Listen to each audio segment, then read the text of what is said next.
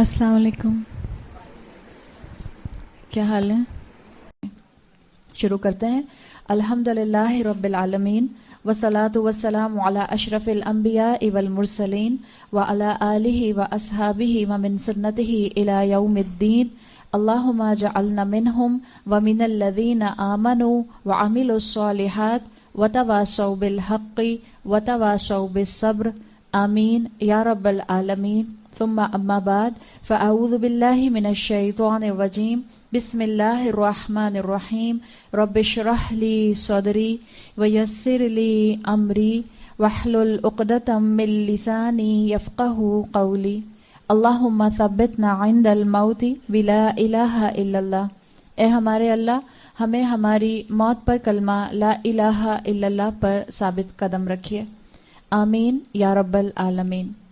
اللہ تعالیٰ نے مجھے اور آپ کو جو قرآن دیا ہے، اس قرآن کے اللہ نے اتنے معجزات رکھے ہیں کہ ہم اس کے معجزات کو زندگی میں دیکھنا اور پڑھنا اور سمجھنا شروع کریں تو ہماری زندگی ختم ہو جائے گی، لیکن اس کے معجزات ختم نہیں ہوں گے۔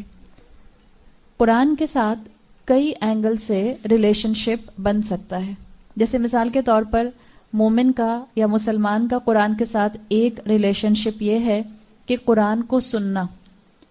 قرآن کا مزاج سننے والا ہے۔ آپ نے یہ اکثر محسوس کیا ہوگا کہ آپ ایک پارہ خود تلاوت کرتے ہیں، آپ ایک آیت خود تلاوت کرتے ہیں، آپ ایک سورت خود تلاوت کرتے ہیں، ایک اس کا اثر ہوتا ہے۔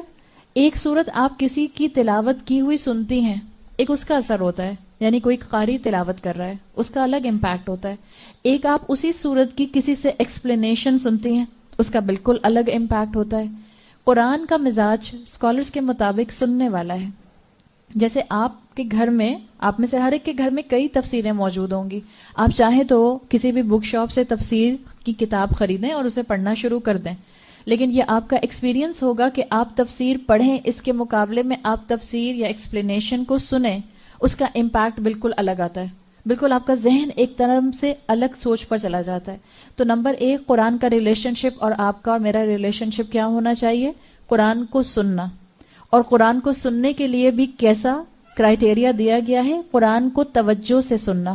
صحابہ کرام کے لیے آتا ہے کہ جب وہ اللہ کے رسول صلی اللہ علیہ وسلم کی محفل میں ہوتے تھے تو ایسے بالکل اسٹیشنری بیٹھا کرتے تھے، ایسے ساکت بیٹھا کرتے تھے جیسے ان کے سروں پر پرندے بیٹھے ہوئے ہیں، اور اگر وہ ہلیں گے تو وہ پرندے اڑ جائیں گے۔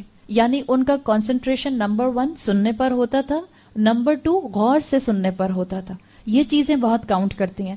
تو اگر آپ کو کبھی لگے کہ آپ کسی قرآن کلاس میں بیٹھی ہیں اور آپ کا ذہن ڈسٹریکٹ ہو رہا ہے، تو آپ کو اس کلاس میں بھی اوپن اجازت ہے۔ آپ چاہیں تو یہاں بیٹھی ہیں تو آپ اٹھ کر باہر چلی جائیے، آپ کو لگتا ہے باہر بیٹھ کر آپ کا کنسنٹریشن کم ہو رہا ہے تو آپ اندر آ جائیے۔ آپ مجھ سے کہیں گی میں آپ کی برابر کرسی میں بیٹھنا چاہتی ہوں، میں آپ کو یہاں بھی جگہ دینے کو تیار ہوں، اگر ہم دونوں فٹ ہو جائیں گے تو صحیح ہے۔ شاید نزیہ نے اس لیے ایک کرسی رکھی ہے، 2 سیٹ کا صوفہ نہیں رکھا، ورنہ میرے ساتھ بھی کوئی آ کے بیٹھ جائے گا۔ میں صرف کہنا یہ چاہ رہی ہوں کہ دیکھیں، نیند آئے گی، شیطان بھی آپ کو اور مجھے بہکانے کی کوشش کرے گا، ڈسٹریکٹ بھی کرے گا۔ ابھی انشاءاللہ جب ہم شروع کریں گے، ہم سورہ فاتحہ کو شروع کرنے سے پہلے اعوذ باللہ اور بسم اللہ پر بھی تفصیل سے بات کریں گے، اس لیے کہ دورہ قرآن میں آپ کو موقع نہیں ملتا ان چیزوں پر بہت ڈیٹیل سے بات کرنے کا۔ حالانکہ آپ اگر تفاسیر پڑھیں جو اسکالرز نے لکھی ہیں، تو ایک اسکالر نے صرف سورہ فاتحہ کی تفسیر شروع کرتے ہوئے جب انہوں نے اعوذ باللہ کی تفسیر کی، اس میں انہوں نے اراؤنڈ 75 صفحوں کے اوپر اعوذ باللہ من الشیطان الرجیم کی تفسیر کی ہے۔ ہم تو صرف تعوذ پڑھتے ہیں اور کہتے ہیں شیطان بھاگ گیا، اور اس کے بعد پھر جو ہے ہم لگ جاتے ہیں اپنے کسی کام کے اندر۔ تو یہ سب چیزیں کیا ہیں؟ ڈسٹریکشن ہوگی۔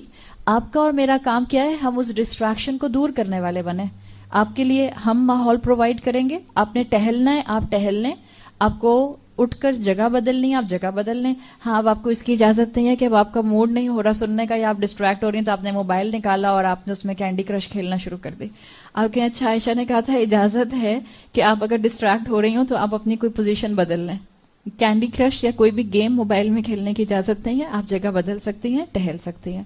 تو قرآن کا سب سے پہلا ریلیشن شپ آپ کا اور میرا کیا بننا چاہیے؟ سننے والا۔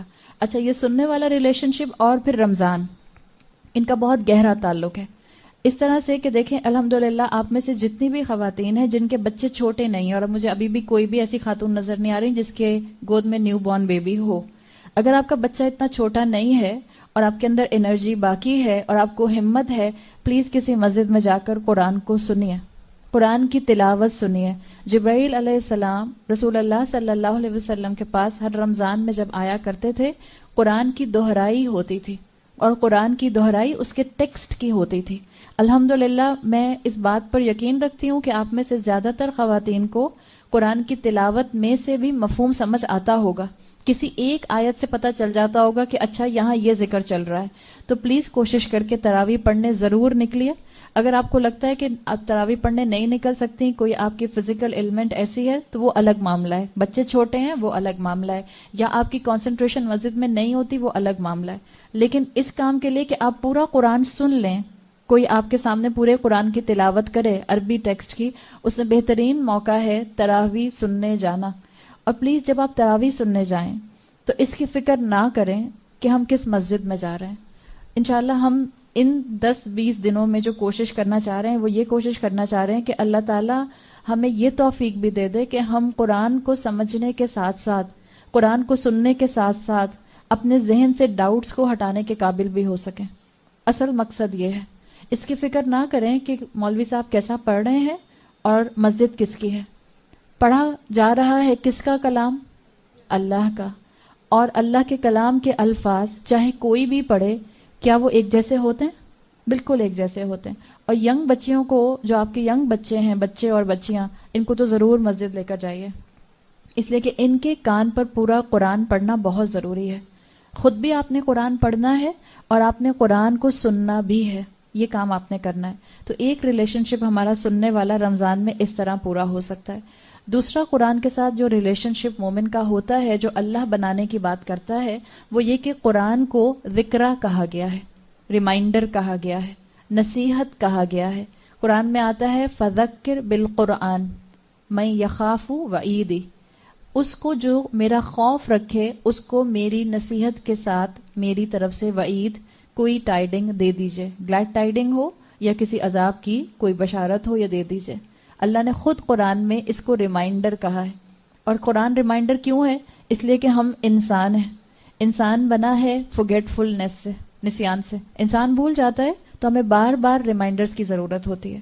تو ہم نے قرآن سننا ہے، ہم نے قرآن کو نصیحت کے لیے سننا ہے۔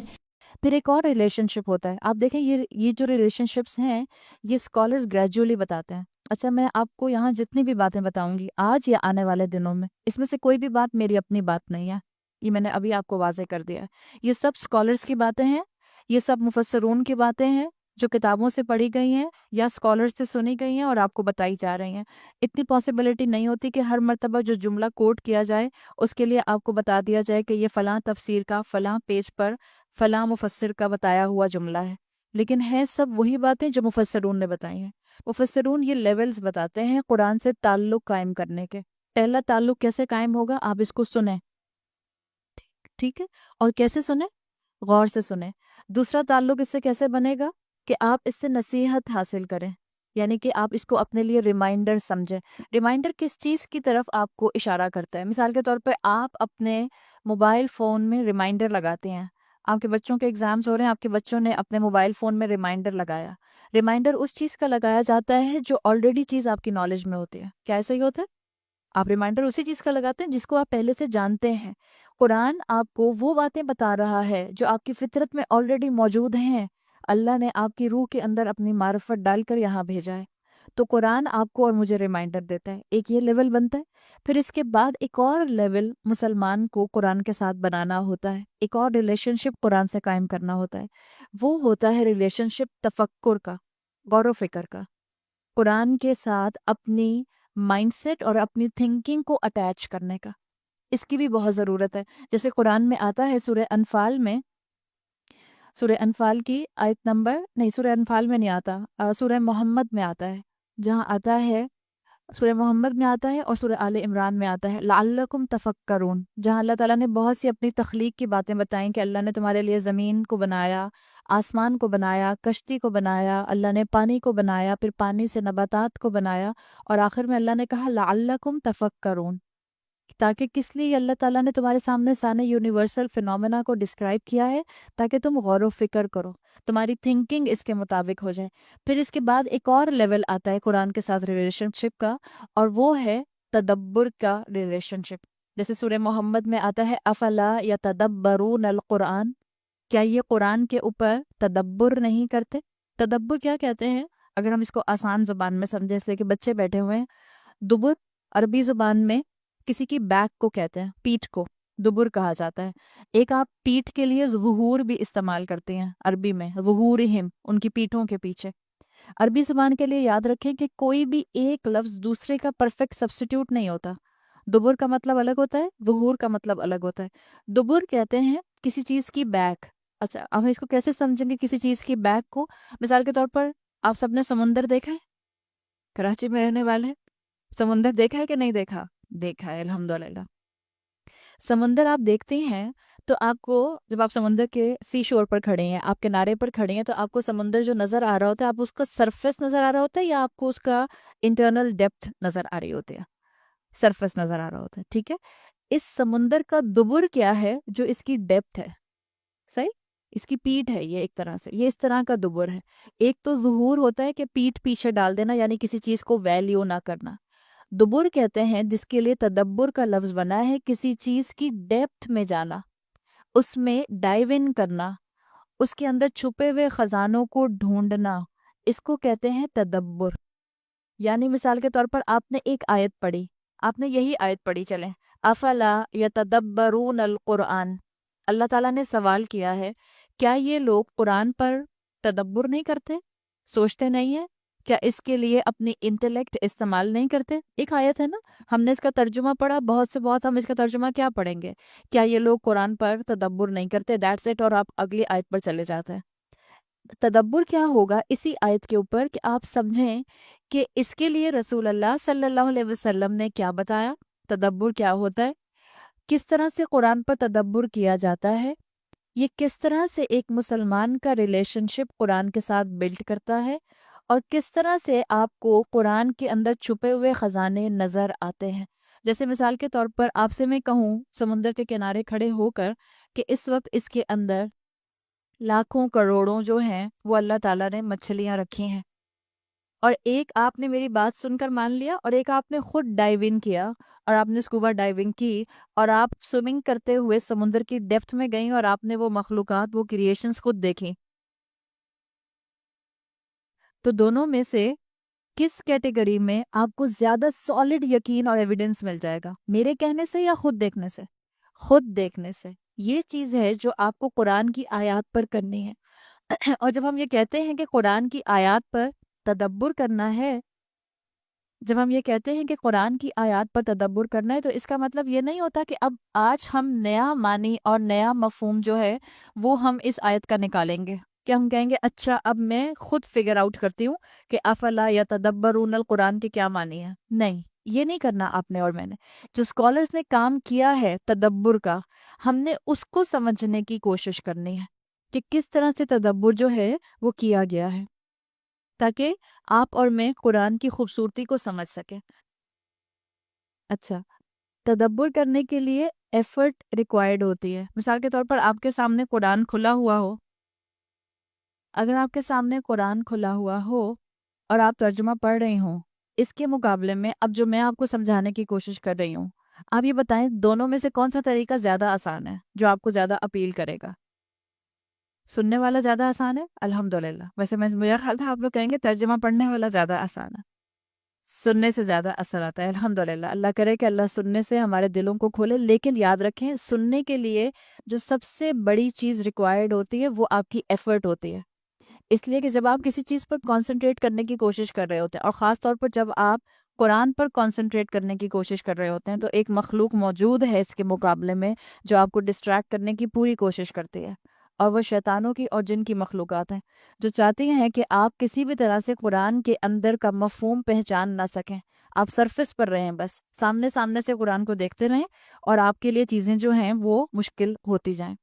یہ آیت جو قرآن میں تدبر کی ہے، سمجھ لیں ہم نے اسی کو اپنا ایک طرح کا اس وقت کا مشن بنایا ہے، کہ ہم نے ان 20 دنوں میں सूरतुल फातिहा के ऊपर तदब्बुर करने की कोशिश करनी है। और ये तदब्बुर वो तदब्बुर नहीं होगा कि हम आज से कोई नया तदब्बुर करने की कोशिश कर रहे हैं 21वीं सदी के अंदर। ये वो तदब्बुर है जो स्कॉलर्स करके जा चुके हैं, सहाबा करके जा चुके हैं। सिर्फ मुझे और आपको उस खजाने के अंदर डाइव इन करना है।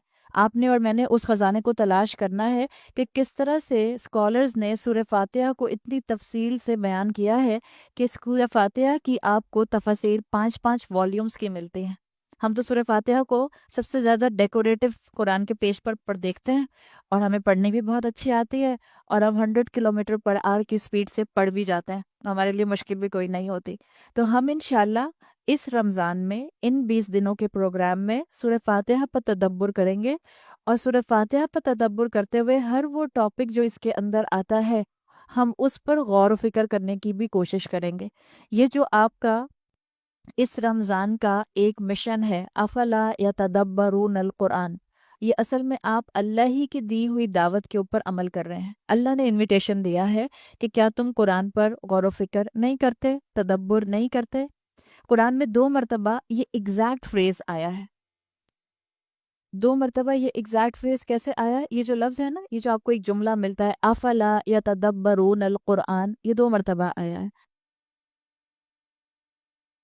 अच्छा, हम क्या बात कर रहे थे कि अल्लाह के रसूल सल्लल्लाहु अलैहि वसल्लम चलता फिरता कुरान थे। यानी कुरान आपकी ज़िंदगी में सिर्फ नॉलेज की हद तक नहीं था, सिर्फ आपके दिल में हिफ्स के तौर पर नहीं था, आपके अमल में नज़र आता था। और ये चीज़ कि अल्लाह के रसूल सल्लल्लाहु अलैहि वसल्लम चलता फिरता कुरान थे, क्या ये सिर्फ अल्लाह के रसूल तक ही कन्फाइंड रही या आगे की जनरेशन्स में भी फिल्टर डाउन हुई? क्या सहाबा चलते फिरते कुरान होते थे? बिल्कुल होते थे। एक बहुत वाक़या अच्छा आपको मिलता है। हम लोग अक्सर सीरत तो पढ़ लेते हैं, सीरत रसूल सल्लल्लाहु अलैहि वसल्लम, लेकिन हम लोग सीरत सहाबा पढ़ने की तरफ आगे बढ़ते ही नहीं हैं, हमें पता ही नहीं चलता। हमें अंदाज़ा ही नहीं होता कि किस तरह से कितनी अहमियत इस चीज़ की भी है कि अल्लाह के रसूल के बाद की जनरेशन ने, सहाबा ने किस तरह से कुरान को अपने अमल में शामिल किया। एक वाक़या आता है हज़रत उमर की सीरत के अंदर, हज़रत उमर रदियल्लाहु अन्हु की सीरत में। एक मर्तबा एक काफ़िला हज़रत उमर के दौरे खिलाफत में मदीना से उम्रे की तरफ जा रहा था, मक्का जा रहा था। अब रात का वक्त था, आपको अंदाज़ा है कि उस वक्त लाइट्स तो नहीं होती थी, स्ट्रीट लाइट्स या कोई लाइट्स तो नहीं होती थी। जब काफ़िला आ रहा था और हज़रत उमर ने देखा कि एक काफ़िला मदीना से मक्का की तरफ जा रहा है, तो हज़रत उमर ने पूछा कि आप लोग जो हैं वो कहाँ से आ रहे हैं? उन लोगों में से किसी ने जवाब दिया कि हम फज्जिन अमीक से आ रहे हैं। फज्जिन अमीक कुरान की टर्मिनोलॉजी है, और इसका मतलब होता है डीप वैली। उनका मतलब था एक बहुत गहरी वादी की तरफ से आ रहे हैं, यानी मदीना की तरफ से आ रहे थे। हज़रत उमर ने पूछा आप लोग कहाँ जा रहे हैं? उन्होंने कहा हम अल बैतुल अतीक जा रहे हैं। अल बैतुल अतीक किसको कहते हैं? खाने काबा को कहते हैं, अल्लाह के घर को कहते हैं। उन्होंने कहा हम अल्लाह के घर की तरफ जा रहे हैं।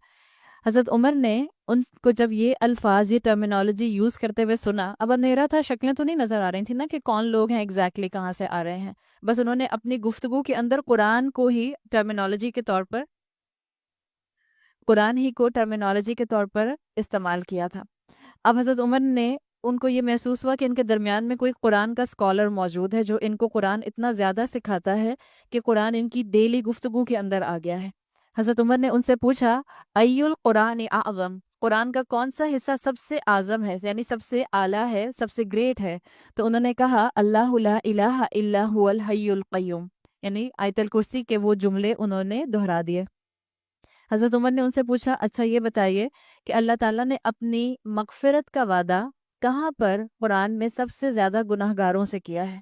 तो उन्होंने सूरह ज़ुमर की आयत जो थी वो तिलावत कर दी, कुल या इबादियल्लज़ीना असरफ़ू अला अनफुसिहिम ला तक़नतू मिन रहमतिल्लाह इन्नल्लाहा यग़फ़िरुज़्ज़ुनूबा जमीआ। अल्लाह ने अपने बंदों से कहा है कि वो जिन्होंने अपने ऊपर ज़्यादती की है, जिन्होंने बाउंड्रीज तोड़ी हैं, वो अल्लाह की रहमत से कभी ना उम्मीद ना हो। तो जब उन्होंने ये कहा तो हज़रत उमर ने पूछा अच्छा ये बताएं कि कुरान की सबसे ज़्यादा डिसाइसिव आयत कौन सी है, यानी जो बहुत ज़्यादा अदल की बात करती है? तो उन्होंने कहा इन्नल्लाहा यअमुरुकुम बिल अदली वल ihसान व ईताई ज़िल क़ुरबा व यनहा अनिल फ़हशाइ वल मुनकर वल बग़ी। अब उन्होंने ये सारी आयत जब बताई हज़रत उमर के कहने पर, तो हज़रत उमर ने कहा आफ़ीकुम अब्दुल्ला इब्न मसूद, क्या तुम्हारे दरमियान अब्दुल्ला इब्न मसूद हैं? वो पहचान गए कि اتنی زیادہ نالج کا ہونا قافلے والوں کے اندر، اتنا زیادہ قرآن کی ٹرمینالوجی کا استعمال کرنا.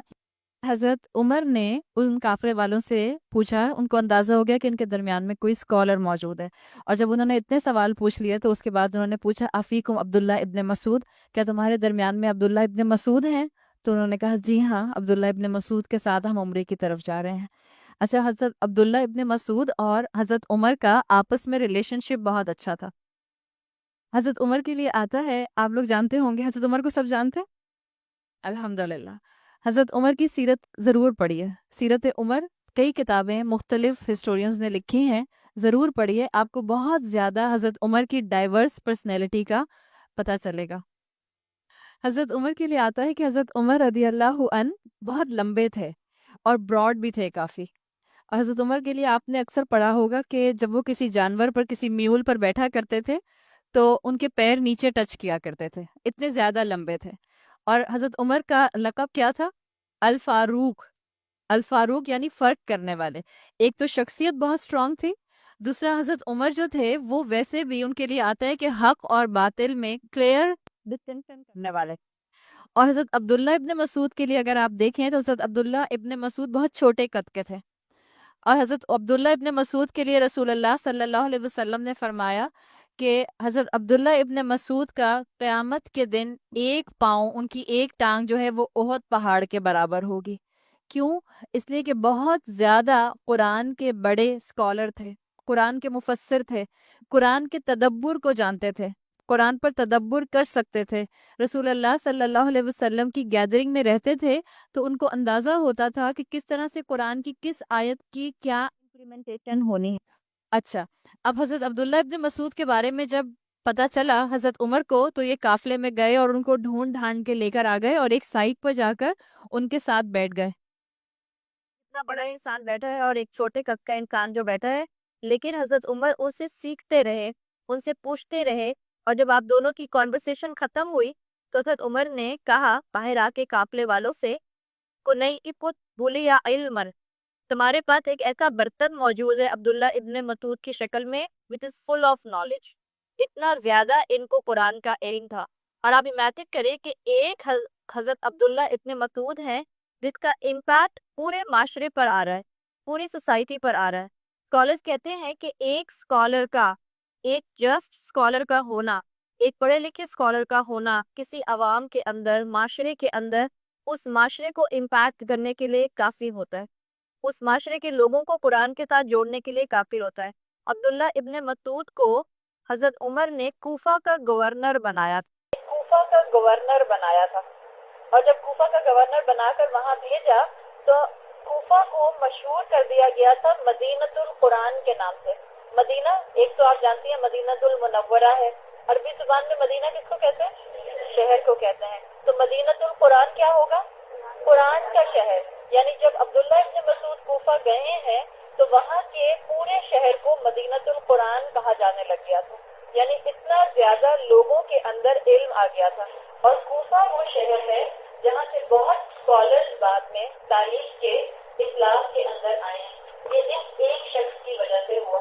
کون سے وہ؟ عبداللہ ابن مسعود. اور کیوں ان کی وجہ سے اتنا اسٹرانگ امپیکٹ تھا؟ اس لیے کہ وہ واکنگ قرآن تھے، چلتا پھرتا قرآن تھے. ان کی گفتگو میں قرآن ہوتا تھا، ان کی ٹرمینالوجی میں قرآن ہوتا تھا، ان کی نصیحت میں قرآن ہوتا تھا. وہ قرآن کو صرف عبادت کی فارم میں صرف جائے نماز پر بیٹھ کے یا قرآن کی تلاوت کے وقت نہیں محسوس کیا کرتے تھے، وہ قرآن کو عام زندگی میں ریلیٹ کیا کرتے تھے. یہ خوبصورتی آپ کو نظر آتی ہے.